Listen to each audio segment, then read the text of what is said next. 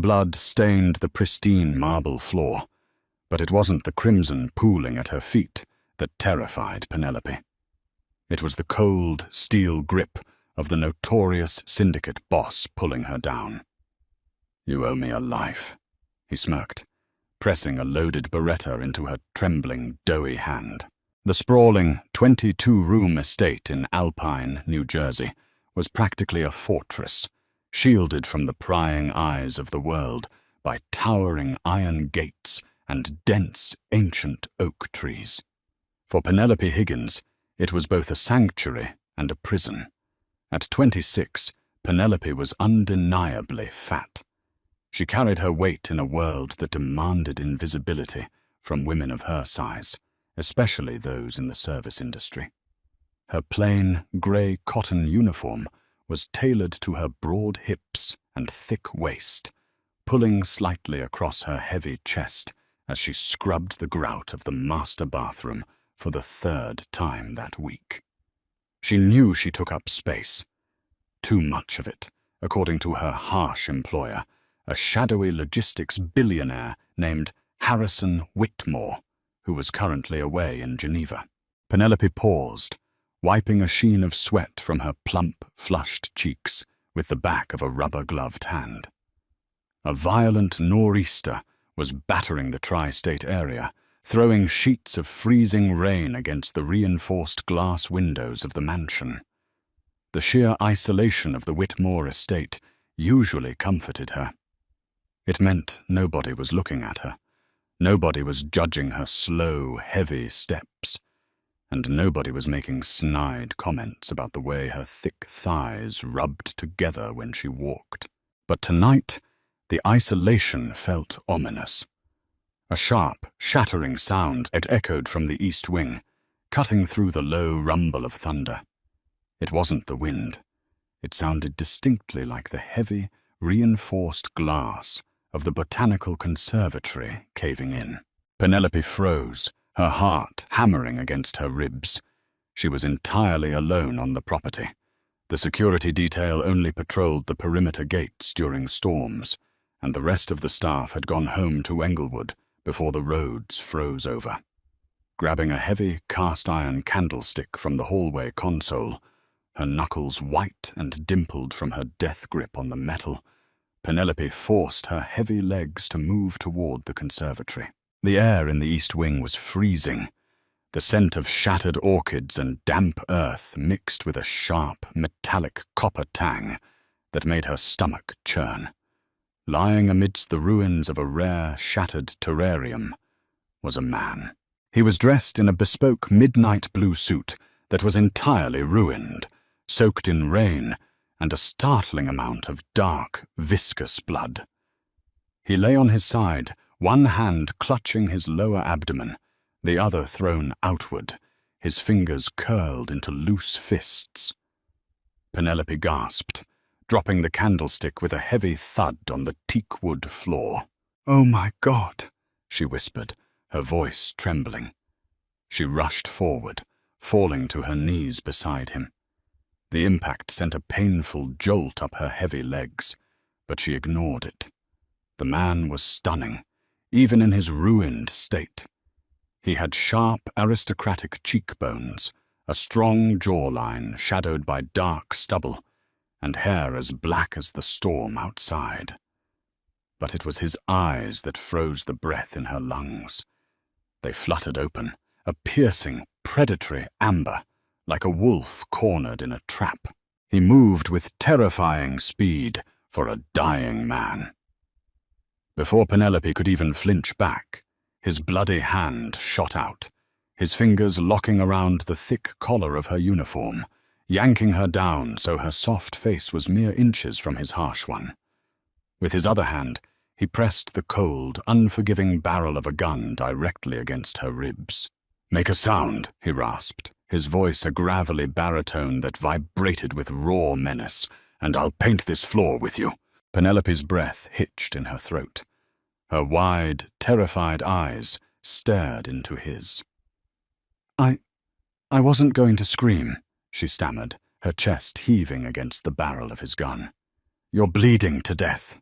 Lorenzo Falcone let out a ragged, cynical breath. He was the underboss of the most powerful organized crime family on the East Coast, and tonight he had been betrayed.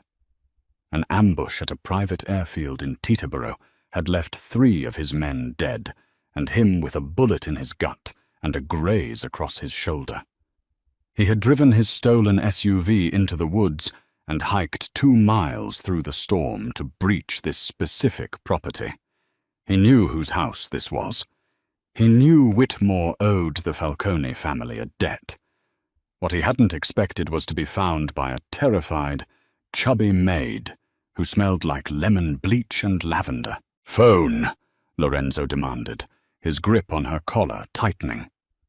"I don't have it on me," she squeaked, her hands raised in surrender, trembling violently. "Please, you need a hospital. Hackensack University Medical Center is only 20 minutes away." "No hospitals," he snarled, coughing violently. Blood spattered his white dress shirt. The gun wavered, his strength finally failing him. His head lolled back against the shattered soil of the terrarium, the amber fire in his eyes dimming. "Fix it, or we both die here." Penelope stared at his unconscious form. She could run. She could waddle her heavy frame as fast as she could to the security gate and let them deal with the dead mobster in the conservatory. But Penelope had a fatal flaw. She couldn't stand the sight of suffering. Before her mother had passed away from cancer, saddling Penelope with hundreds of thousands in medical debt, she had completed 3 years of nursing school. She knew exactly what a severed artery looked like, and she knew this man had about an hour before he bled out completely. Panting heavily, moving with a desperate, frantic energy, she dragged him. It was an agonizing task. Lorenzo was pure, dense muscle, easily weighing over 200 pounds, and Penelope had to use every ounce of her own significant body weight to haul him across the smooth floors into the servants' kitchen. She laid him out on the massive stainless steel prep island. She raided the estate's emergency medical trauma kit, a mandatory installation by their paranoid billionaire employer. For the next 2 hours, Penelope worked. Her soft, plump fingers were steady and surprisingly nimble as she cleaned the gunshot wound. The bullet had missed his bowel but tore through his obliques. She packed the wound with quick-clot combat gauze, her forehead dripping with sweat, her heavy breathing filling the silent kitchen. She sutured the torn flesh with practiced precision, her heart pounding a frantic rhythm. When she finally finished, she collapsed into a wooden chair, her large body sagging with absolute exhaustion. Her uniform was ruined, soaked in his blood. She looked at the sleeping, dangerous man on her kitchen island. She had just saved a murderer's life, and she had no idea the nightmare she had just invited into her world. Lorenzo woke to the smell of strong black coffee and the harsh fluorescent lights of an industrial kitchen. Pain lanced through his torso, sharp and blinding, but it was a duller, more contained agony than the fiery tearing he had felt in the conservatory. He didn't move immediately. Years of surviving the ruthless underworld of New York and Chicago had taught him to assess before acting. He felt the tight pull of professional-grade sutures stretching across his skin, perfectly taped and bandaged. He turned his head slightly. Sitting in a chair a few feet away, entirely asleep, with her head resting on her arms against a butcher block table, was the maid. Lorenzo observed her with silent, calculated intensity. She was far from the women he usually associated with. The women in his world were starving, skeletal socialites or surgically enhanced models who fluttered around VYP lounges. This woman was soft, undeniably, unapologetically fat. Her round face was squished against her forearms.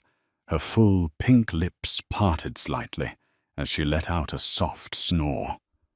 Her hips spilled over the edges of the wooden chair, her thick thighs pressing against the fabric of her stained grey uniform.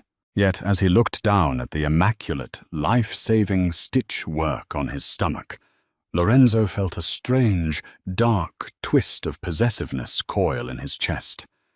She hadn't run. She hadn't called the cops. She had stitched up a cartel boss on a kitchen island. He shifted, the rustle of his movement instantly waking her. Penelope jolted upright, her cheeks flushing crimson as she realized she had fallen asleep. She scrambled to her feet, her heavy body clumsy in her panic, nearly knocking over the chair. "You're awake," she breathed, taking a cautious step back.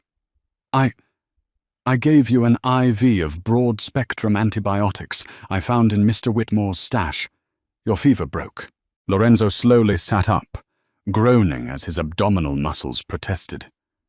He swung his long legs over the edge of the island, his bare chest heavily tattooed with the sprawling ink of the Falcone Syndicate. He locked his amber eyes onto her terrified, round face. "What's your name?" he asked, his voice rough from disuse. "Penelope," she whispered, twisting her chubby fingers together in front of her apron. "Penelope Higgins." "Well, Penelope," Lorenzo smirked, a dark, dangerous curve of his lips that made her stomach do a nervous flip. He hopped off the counter, wincing, but managed to stand tall.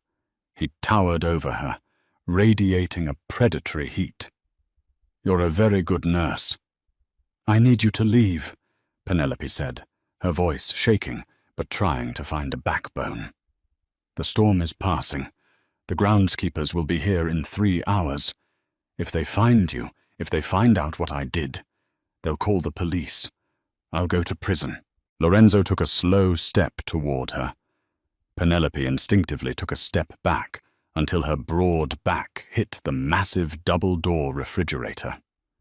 Lorenzo boxed her in, placing a heavily scarred hand on the stainless steel beside her head. She felt dwarfed by him, utterly trapped by his imposing frame and the scent of gunpowder, blood, and masculine musk. "I'm not going anywhere, Penelope," he murmured, leaning down so his lips brushed the shell of her ear. He felt her soft, plush body tremble against him, and a perverse sense of satisfaction washed over him. "And neither are you." "I can't hide you," she protested, tears springing to her eyes. "I'm just a maid. I'm nobody." "You're the nobody who dug a 9mm hollow point out of my gut," he countered, pulling back to look at her tears. His thumb, rough and calloused, reached out and wiped a stray tear from her plump cheek. The gentleness of the gesture was entirely at odds with the violent man he was. "You owe me a life." Penelope blinked in sheer confusion. "I owe you? I saved your life." The Mafia boss smirked, the sinister grin returning to his handsome face. "Exactly. You interfered with fate, Penelope. You pulled me from the Reaper's grip. In my world, that means you are now responsible for the life you saved. I am your problem now. If I die out there today, my blood is on your hands." Before she could process the twisted, sociopathic logic of his claim, the piercing sound of the estate's heavy iron gates grinding open echoed through the quiet kitchen. Penelope gasped. "The groundskeepers! They're early." Lorenzo's demeanor instantly snapped from dark flirtation to lethal focus. He limped toward the kitchen window, peering through the blinds. "Those aren't groundskeepers, sweetheart." Penelope looked over his shoulder. 3 matte black Escalades were crawling up the winding driveway. Men in tactical gear, armed with assault rifles, were pouring out. They weren't police. They had no badges. "Romano's men," Lorenzo cursed under his breath, gripping his side. Victor Romano, his sworn enemy, had tracked him here. They were here to finish the job. Panic seized Penelope's chest in a suffocating grip. "They'll kill us both. Oh my God, they're going to kill me! Lorenzo grabbed her thick upper arms, shaking her slightly to break her hysteria. Listen to me, Penelope. You are going to put me in the dry storage pantry. Then you are going to go to the front door, open it, and be the slow, terrified, fat maid they expect to see. Do you understand? She flinched at the word fat, a fresh wave of humiliation washing over her. Even now, facing death, it was the defining trait everyone saw. Lorenzo saw the flinch. His eyes darkened, and his grip shifted, his thumbs rubbing soothingly over her arms. Use it, he commanded, his voice intense and unyielding. People underestimate you because of how you look. They think you're soft. They think you're stupid. Prove them wrong. Lie to them, Penelope. Lie for me. Minutes later, the front double doors of the mansion were being violently pounded on. Penelope, having shoved Lorenzo into the hidden depths of the industrial pantry and wiped the blood off the kitchen floor with a frantic desperation, opened the door.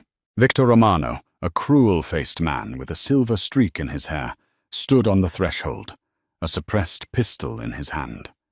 He looked Penelope up and down, his lip curling in obvious disgust at her messy, sweat-stained appearance and heavy figure. "Who else is here, Porky?" Victor demanded, pushing past her into the grand foyer. Nobody, sir," Penelope stammered, artificially raising the pitch of her voice, letting her shoulders slump to make herself look even more pathetic. "Mr. Whitmore is in Geneva. It's just me. I was just cleaning." "Search the house," Victor barked to his men. He turned back to Penelope, pointing the gun at her chest. "We tracked a rat to this property, a man bleeding heavily. You seen him?" No, Penelope cried, fat tears rolling down her cheeks, real tears of absolute terror. "I've been in the servants' quarters all night. I didn't hear anything over the storm. Please, I'm just a maid. Please don't shoot me." Victor stared at her weeping, trembling form. To him, she was pathetic. A blubbering, overweight servant who clearly didn't have the stomach or the intelligence to harbor the most dangerous mobster in New Jersey. "She's useless," Victor spat to one of his men. "Check the perimeter. He might have bled out in the woods." For 20 agonizing minutes, Penelope stood in the foyer with a gun pointed at her, while the men tore through the house. They checked the kitchen.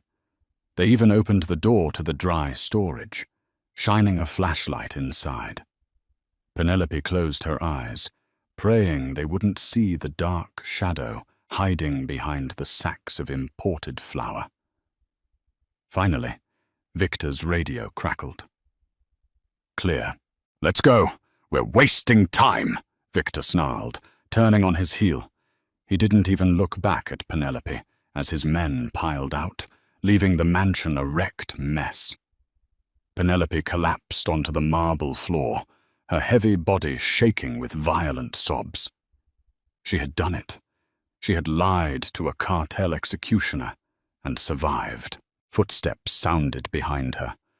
Lorenzo emerged from the shadows of the hallway, leaning heavily against the wall, but his amber eyes were burning with a terrifying, reverent fire as he looked down at her. "I told you," Lorenzo said softly, dropping to his knees despite his wound, pulling her trembling, plump body into his chest. He didn't care about her size. Right now, she was the strongest woman he had ever met. "You owe me a life, Penelope. And now, I'm never letting you go."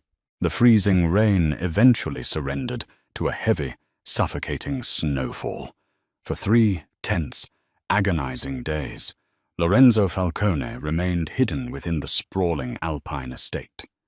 His recovery was nothing short of miraculous, driven by a lethal stubbornness and the careful, diligent nursing of Penelope Higgins. She moved through the cold, echoing marble corridors like a shadow, carrying fresh bandages, stolen antibiotics from the master bathroom, and hot meals. Her heavy footsteps, which she had always hated and tried to mask, now felt entirely purposeful. She was keeping a king alive, and the sheer weight of that reality pressed down on her every waking moment. Lorenzo did not treat her like a servant. He watched her constantly, his predatory amber eyes tracking her soft, plump curves as she navigated the cramped quarters. He never once mocked her size. In fact, he seemed utterly mesmerized by it, his gaze burning with an intensity that made her cheeks flush crimson. "You hide behind those oversized aprons," Lorenzo murmured one evening, his voice a raspy, dark caress that vibrated in the quiet room. He sat on the edge of the cot, his heavily tattooed chest bare, the fresh pink scars standing out starkly against his olive skin. He reached out, his calloused fingers grazing her thick, dimpled wrist. "You let a coward like Harrison Whitmore dictate your worth." Penelope flinched at the unexpected mention of her billionaire employer. She pulled her arm back, her heart hammering nervously against her ribs. "Mr. Whitmore pays my salary. He gave me a job when no one else would hire me because of how I look. I am grateful to him." Lorenzo let out a dark, mocking laugh that ended in a slight, sharp wince. "Whitmore is a snake, Penelope. He is no savior. He smuggles offshore capital through his logistics company for the Falcone family. He is deeply embedded in the blood and mud of my world." Penelope froze, her breath catching painfully in her throat. Her pristine, demanding employer was entangled with the Mafia? "What?" she whispered, completely horrified. "It gets much worse," Lorenzo continued, his gaze turning deadly cold, resembling shattered glass. "He sold me out. Whitmore gave my secure travel itinerary to Victor Romano. He orchestrated the ambush at Teterboro Airport. He thought he could wipe me out and absorb my lucrative supply lines without facing any violent retaliation from the syndicate." The revelation utterly shattered Penelope's reality. Her strict, condescending employer was a traitorous Mafia collaborator who had tried to have Lorenzo murdered in cold blood. "I have to leave," she panicked, her chest heaving as she backed away toward the door. "I cannot be involved in a mob war. I am just a maid. They will kill me just to tie up loose ends." Lorenzo stood up quickly, crossing the small room with a slight, painful limp. He grabbed her thick waist, pulling her flush against his solid, muscular frame. The sheer, overwhelming heat of his body paralyzed her. "You are already involved. You pulled a bullet from my gut. You lied to Victor's heavily armed men for me. You are mine now to protect, and I protect what is mine." Before Penelope could even process his terrifying, fiercely possessive declaration, her burner phone buzzed loudly on the nightstand. It was an automated alert from the estate's perimeter security system. Her blood ran completely cold. "He is coming back," Penelope gasped, staring at the glowing notification on the screen. "Harrison Whitmore. He is returning from Geneva right now. The main gates just opened." Lorenzo smiled, a terrifying, savage baring of white teeth. "Perfect. Let him come inside. Harrison Whitmore is exactly the man I have been waiting to see." The grand front doors of the mansion burst open, letting in a violent flurry of snow and freezing winter wind. Harrison Whitmore stormed into the opulent grand foyer, aggressively peeling off his expensive Italian cashmere coat. He was a tall, angular man, with cold, calculating eyes, entirely accustomed to absolute, unquestioning obedience. "Penelope!" Whitmore barked loudly, his harsh voice echoing off the vaulted, painted ceilings. "Where are you, you useless cow? The entire driveway is covered in black ice. I pay you to maintain this house." Penelope stood rigidly at the top of the sweeping mahogany staircase, her hands trembling violently as they gripped the polished railing. She forced herself to walk down, her heavy body feeling like absolute lead with every step. "I apologize, Mr. Whitmore," she stammered, artificially raising the pitch of her voice to sound weak and submissive. Whitmore sneered at her in blatant disgust. "I give you charity, let you live in my multi-million-dollar home, and you cannot even salt the damn pavement. Pack your bags immediately. You are fired." "She isn't going anywhere, Harrison." A dark, incredibly dangerous voice echoed from the heavy shadows of the library archway. Whitmore froze instantly, the color entirely drained from his aristocratic, smug face. Out of the darkness stepped Lorenzo Falcone, wearing one of Whitmore's custom-tailored black dress shirts, casually holding a suppressed Glock 19 at his side. "Falcone," Whitmore breathed, his voice cracking with pure, unadulterated terror. You are supposed to be dead." "My men confirmed it. Reports of my demise were greatly exaggerated," Lorenzo chuckled darkly, slowly descending the remaining stairs until he stood firmly beside Penelope, his imposing frame shielding her. "Thanks entirely to your lovely maid here.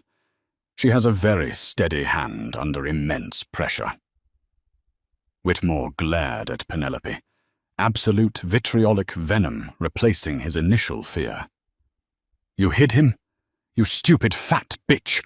Do you have any idea what you have done to my plans?" The brutal insult cut deep, instantly triggering a lifetime of painful humiliation within Penelope. But before she could even flinch or shed a single tear, Lorenzo moved. Faster than a human blink, he raised the black Glock and fired a single, silenced shot. Pfft!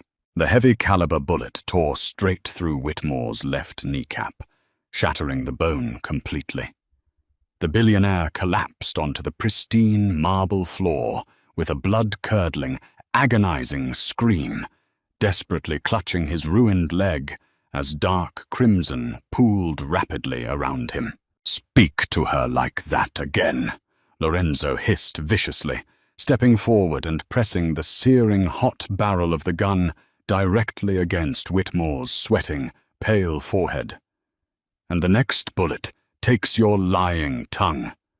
She is 10 times the person you will ever be." Penelope forcefully covered her mouth, stifling a shocked gasp. She looked down at Lorenzo, seeing the absolute, violent devotion burning in his amber eyes. He was a ruthless monster, but he was a monster who explicitly demanded profound respect for her.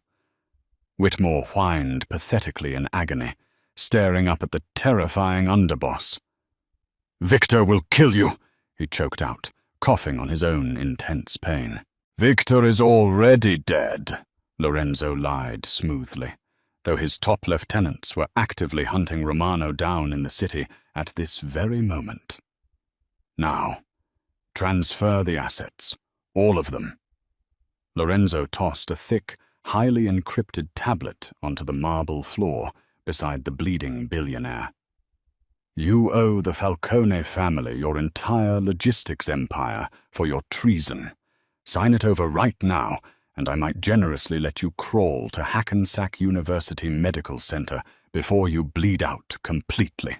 Trembling violently and sobbing in pathetic pain, Whitmore scanned his thumb on the glowing device, officially authorizing the massive, irreversible transfer of wealth, international properties, and offshore shell companies. His entire empire was gone in a matter of seconds. Lorenzo smirked victoriously, retrieving the bloody tablet.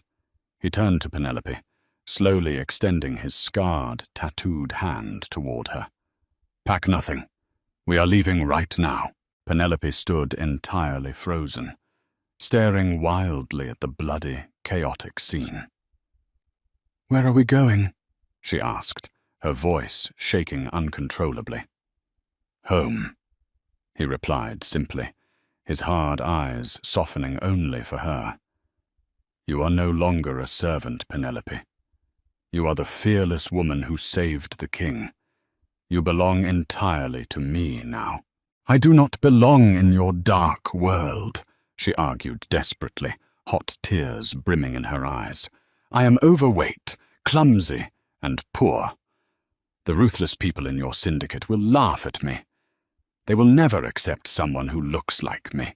Lorenzo stepped deliberately over Whitmore's moaning, pathetic body, closed the distance between them, and gently took her soft, tear-stained face in his large, calloused hands. Let them try. I will personally cut out the vocal cords of anyone who dares to disrespect you. You are soft, profoundly loyal, and incredibly brave. You are exactly what I need by my side. He leaned down smoothly, capturing her full pink lips in a bruising, fiercely demanding kiss. It tasted sharply of danger, metallic copper, and an intoxicating, undeniable promise of absolute, unyielding protection. For the very first time in her lonely life, Penelope felt truly seen and deeply valued.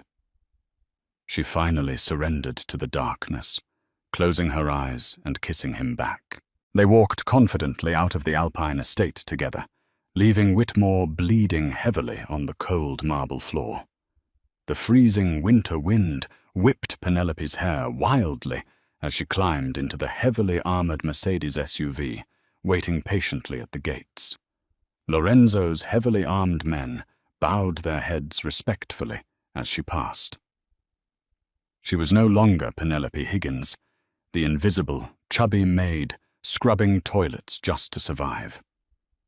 She was the savior of the syndicate, stepping boldly into a life of unimaginable wealth, intense danger, and a terrifyingly obsessive love. The wounded Mafia boss had forced her to stay, and now she knew she never wanted to leave. Did Penelope's brave and shocking choice leave you completely breathless? This thrilling tale of brutal Mafia betrayal, unexpected romance, and ultimate revenge proves that true power comes from the most unexpected places.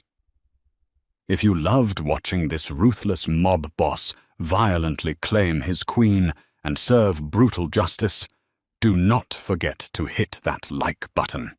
Share this incredible, heart-pounding story with your friends who love dark romance dramas. And make sure to subscribe to our channel for more intense stories every single week.